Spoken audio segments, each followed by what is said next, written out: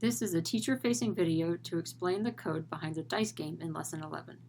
Neither students nor teachers are responsible for modifying or breaking down this code in the lesson, but this video is included to support extension work and teacher understanding.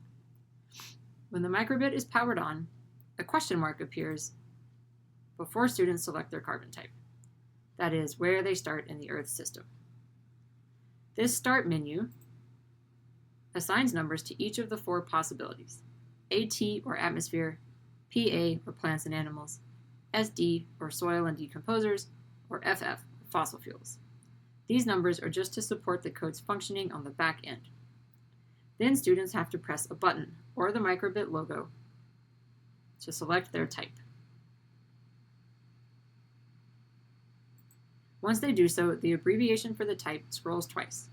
That's what this little loop is for. The roll variable sets to 0 at this time. In the shake block, we see that if the roll variable has a value of 0, a roll takes place. Basically, a random number selected between 1 and 6, just like on a die. This number is displayed and a function is called depending on the carbon type.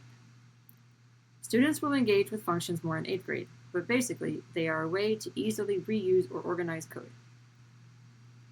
If we go to one of the functions, for example, run AT, we see instructions for how to change the type based on the type's rules.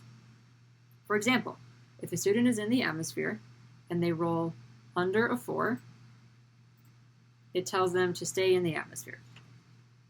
But if they don't, that is, they roll a 4, 5, or 6, they are instructed to go to plants and animals, and the type changes to PA. The other functions work similarly. Then, no matter what, after this process is done, the roll variable is reset to 0, and students can roll again. If you wanted to have a computer science-focused extension in this lesson, students could brainstorm how different changes might affect the system. For example, if we planted more trees, making it more likely carbon in the atmosphere goes to plants and animals. Then they could revise the rules accordingly, and you could help them find the right place in the code to make those changes. For example, making an AT roll less than 3 mean that the carbon stays in the atmosphere, while other rolls send the carbon to plants and animals.